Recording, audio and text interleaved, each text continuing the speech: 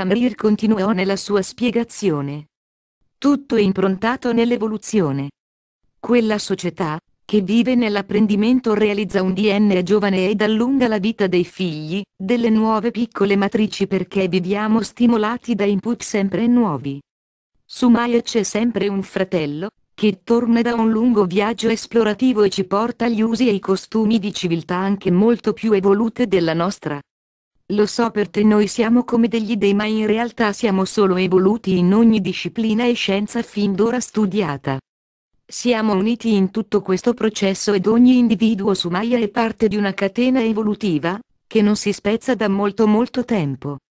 Il mio padre genetico per esempio mi insegnò a costruire uno strumento importante per la nostra navigazione spaziale e su Maya questo strumento, che attualmente usiamo per la navigazione dei nostri dischi volanti, viene usato dall'88% dei nostri apparecchi volanti. Ognuno di noi ha creato ed è succo di una filosofia, o scienza, o disciplina, che ha apportato un miglioramento non solo alla vita ed allo stile di vita ma anche all'efficienza dei mezzi, della nostra sicurezza, della nostra produzione. Siete come dei geni. Ognuno di voi sa fare qualcosa di strabiliante e ne crea una scuola, giusto? È corretto, ma non necessitiamo di essere presenti in classe, abbiamo degli apparecchi che registrano le lezioni in modo tridimensionale e le lezioni vengono proiettate con ologrammi in aule adibite alle proiezioni olografiche per l'insegnamento virtuale. Poi vi è un tutor o un gruppo di tutor reali, che seguono gli alunni nello sviluppo e produzione finale. Figliolo caro, ci dividono 400 milioni di anni luce di evoluzione. Cosa noi abbiamo realizzato è questione di tempo per voi. Quando la vostra civiltà comprenderà che invece di fare guerra occorre creare prima il bene di tutti gli abitanti, portare tutti gli abitanti ad un livello più che buono di vita, soddisfacente per tutti, avrete raggiunto il livello base per accedere alle nostre tecnologie e ci faremo vedere da tutti e saremo con voi in tutto il tempo della vostra seconda evoluzione, aiutandovi nei livelli successivi. Fino a quando sul vostro pianeta vi saranno discriminazioni, come possiamo intervenire per aiutarvi tutti? Noi desideriamo aiutarvi tutti, ma proprio tutti, a raggiungere il prima possibile il livello di entrata nella Federazione Galattica. E speriamo che questo debba avvenire per vostra evoluzione.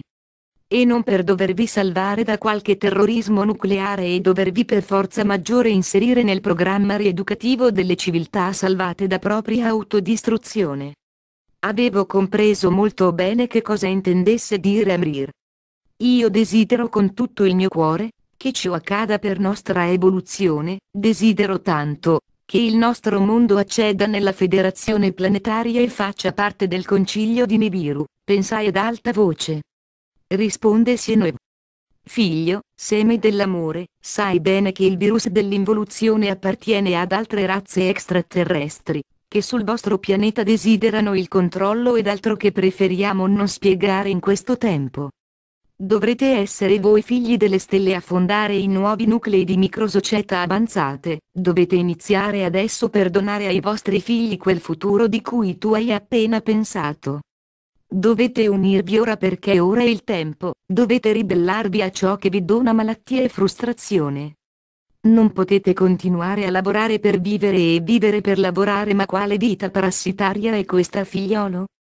La vita è stata creata per essere vissuta, non patita.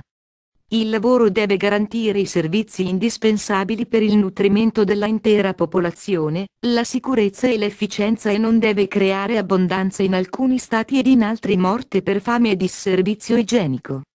Sul vostro pianeta sono ancora molte le zone dove non vi è uguaglianza.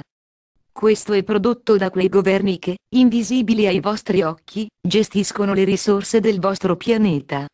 Se non prenderete indietro ciò che vi hanno rubato, tolto, continuerete ad essere schiavi e lavoratori di una economia che porta discriminazione e morte dell'anima e del corpo facendolo ammalare.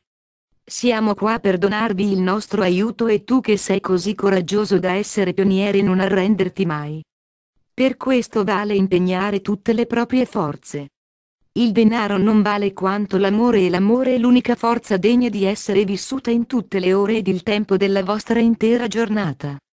Il dialogo proseguì ancora mentre il disco si adagiava come la spuma dell'onda rimane sulla sabbia, così l'apparecchio era stato fatto atterrare sulla piattaforma adiacente ad un modulo o meglio nucleo esagonale abitativo. Quella era la casa di Sionue. Il portellone del disco si aprì lentamente e una luce soffusa, questa volta più naturale, riempì l'abitacolo. Ero giunto insieme agli amici delle stelle su Maya nuovamente. Respira, respira pure, non indugiare, mi disse Amrir.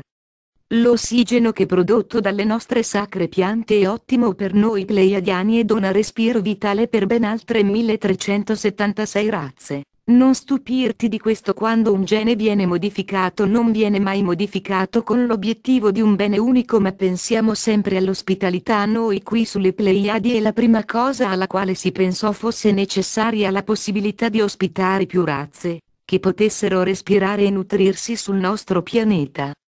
È infatti previsto un programma di acclimatazione per voi terrestri, se mai un giorno sarete evacuati qui vi troverete molto bene. Certo non abbiamo la moltitudine di prodotti alimentari che avete voi, e poi che il buon Dio ci scampi da sterminio di esseri viventi per nutrirci come da voi.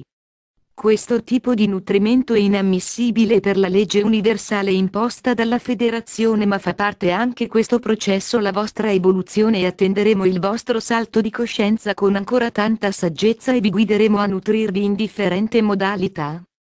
Mi vergognai in quel momento di essere un umano della terra, siamo veramente peggio delle bestie a confronto di questi esseri antichi e saggi.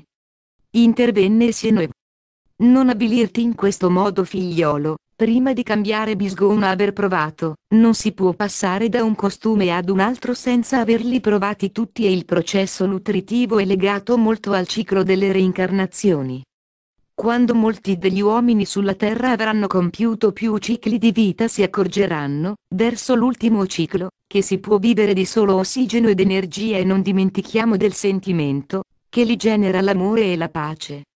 Se non amassimo la nostra casa, Maya, la nostra stella inizierebbe come da voi a rifiutarci o a farci capire che l'uso ed il costume degli abitanti realizzano l'ambiente circostante ed interno. Noi amiamo la nostra casa, amiamo tutto della nostra stella, e molti di noi hanno scelto la vita contemplativa e meditativa, e loro sono per noi i nostri anziani e saggi. Loro appartengono alla scuola per entrare in un prossimo futuro, nel Concilio Supremo di Alcione. Sono i nostri sacerdoti, coloro che dedicano la loro vita alla preghiera, se possiamo chiamarla così. Avevo compreso che su Maya esistono quindi i sacerdoti, o meglio gli anziani saggi, che impiegano il loro tempo vitale per amare e portare vibrazioni d'armonia per tutto il pianeta stella. Mi interrogai su questo e Sionue mi rispose: non sono preti, né sacerdoti, ma ho scelto queste parole per meglio farmi comprendere. Anche da noi si può scegliere da una vita di apprendimento, ad una vita meditativa e di silenzio o preghiera. Di norma costoro divengono per noi l'equivalente dei vostri governatori o politici. Il nostro pianeta è guidato dal Concilio Supremo di Alcione, che dirige i concili di Asterope, Merope, Elettra, Maia e Celeno. Le altre stelle non sono abitate. Noi pleiadiani non siamo numerosi come voi. Questo viaggio lo ricorderò per sempre. Tanti sono gli insegnamenti ricevuti che iniziavano ad ingolfarsi un po' nella mia piccola mente di primitivo uomo della terra. Il tempo trascorso con Sionue e Amrir nella casa, o meglio nel nucleo abitativo esagonale del simpatico medico di bordo, volò veloce, tanto che giunse il tempo nuovamente di ripartire. In pochi istanti già donavo il mio saluto ad entrambi i fratelli di Maya, Amrir e Sionue. Ritrovatomi seduto sul mio letto, il cellulare si illuminò ancora per 7 volte, proprio come al principio di questo viaggio. Questa volta era però un segnale di arrivederci da parte di questi esseri così evoluti, che a pensare alla loro civiltà e alla loro geniale vita e facendo i confronti dovuti mi soggiunse un leggero sconforto.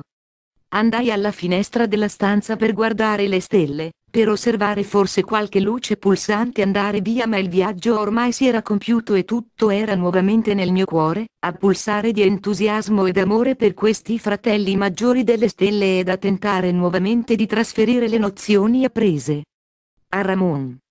Davide Russo Diesi, In viaggio verso l'equilibrio e l'armonia.